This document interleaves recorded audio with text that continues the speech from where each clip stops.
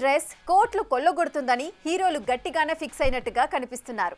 ఎగ్జాంపుల్గా గతంలో వచ్చిన సాలిడ్ సక్సెస్లని కోట్ చేస్తున్నారు కూడా. అందుకే వరుస సినిమాల్లో కాప్ రోల్స్కి కమిట్ అవుతున్నారు.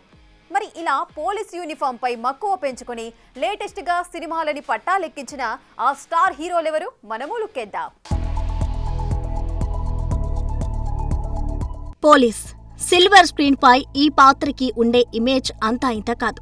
ఎప్పుడొచ్చామని కాదు అంటూ పోకిరితో మహేష్ ఇండస్ట్రీ రికార్డ్స్ కొట్టినా పోలీస్ వెళ్లేది పోలీస్ స్టేషన్కే కానీ పోస్టాఫీస్కి కాదంటూ విక్రమార్కుడిగా రవితేజ అలరించినా అదంతా ఖాకీ యూనిఫామ్ కున్న క్రేజ్ అనే చెప్పాలి.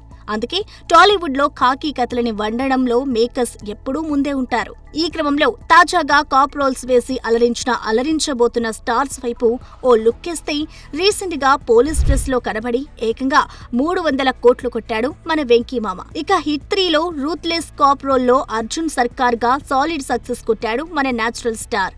ఇక రవితేజ కూడా మాస్ జాతరలో ఖాకీగానే రాబోతున్నాడట. విక్రమార్కుడు నుంచి మొన్నటి వాల్తేరి వీరయ్య వరకు ఈ మాస్ మహారాజ్ చాలా సినిమాల్లో పోలీసుగా రఫ్ఫాడించిన సంగతి తెలిసిందే. కింగ్డమ్ సినిమాలో విజయ్ దేవరకొండ కెరీర్ లో first time ఖాకీ వేసుకుంటున్నాడట.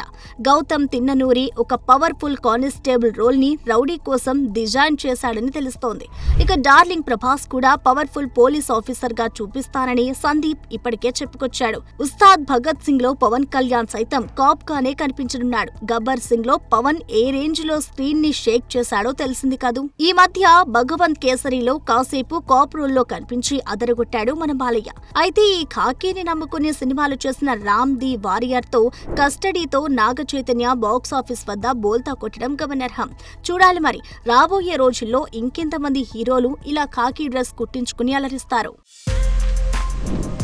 For more videos like this, subscribe Big TV channel.